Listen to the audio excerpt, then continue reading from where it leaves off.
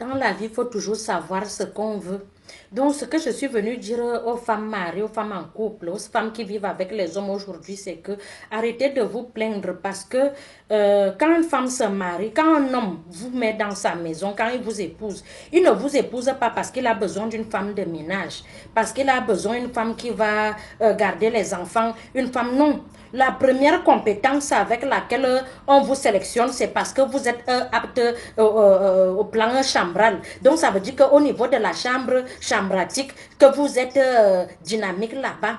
Donc, ne faites pas les histoires que quand tu es avec un homme, tu commences avec une même position de 1940 à 2019, tu as la même position. Vous-même, si vous donnez le riz à un enfant tous les jours, il finira par avoir la diarrhée. Donc, c'est une façon de vous dire qu'il faut parfois changer les choses, varier les choses. Ces hommes-là, parfois, on dit que les hommes aiment la salade de fruits. C'est vrai.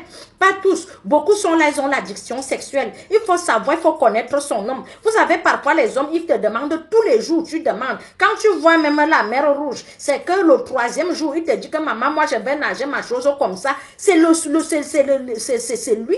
Tu ne vas pas le jeter. Donc, il faut l'accepter comme ça. Donc, quand tu te maries donc, avec ce genre de personne, ne te dis pas que tu vas lui donner la même position. Il y a les positions comme ça, mes sœurs. Si vous ne connaissez pas, entrez même sur Google. Il y a les positions comme ça. Il y a les positions souris. Il y a les positions canard. Il y a les positions compas. Il y a les positions chevaux-souris. Il faut apprendre. Ne reste pas comme ça là. Tu as déjà travaillé toute la journée. Tu t'es déjà occupé des enfants. Le travail même qui t'a amené dans la maison où tu es, tu ne fais pas. Quand monsieur demande, tu arrives, tu te couches comme ça là. Il vient aussi là, il fait aussi comme si il était orphelin. Non, il n'est pas orphelin. C'est comme quand tu donnes le sang à ton enfant. Il faut de temps en temps chanter, de temps en temps lui caresser la nuque pour le rassurer, de temps en temps lui parler. Tu ne peux pas aller donner le truc à ton homme. Tu te couches comme ça, comme une crucifiée. Non, ma soeur, il faut parfois tout caresser ses joues, le rassurer. Ils ont besoin de cette affection-là. C'est là où ils se sentent homme. Pas que tu arrives, au lieu de faire ton devoir, tu es là, tu travailles. Les hommes n'ont pas besoin de bonnet. Les hommes n'ont pas besoin de femmes de ménage.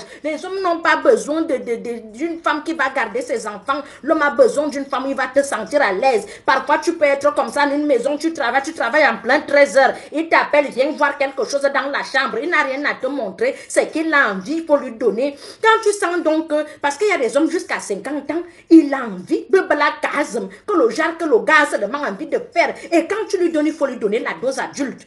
Que même s'il part, il ne va pas partir comme quelqu'un qui a faim. Il part que parce qu'il lève seulement comme ça. Donc, c'est une façon de vous dire que, chère femme, quand vous avez déjà vos hommes à la maison, il faut leur donner, changer de position, la routine.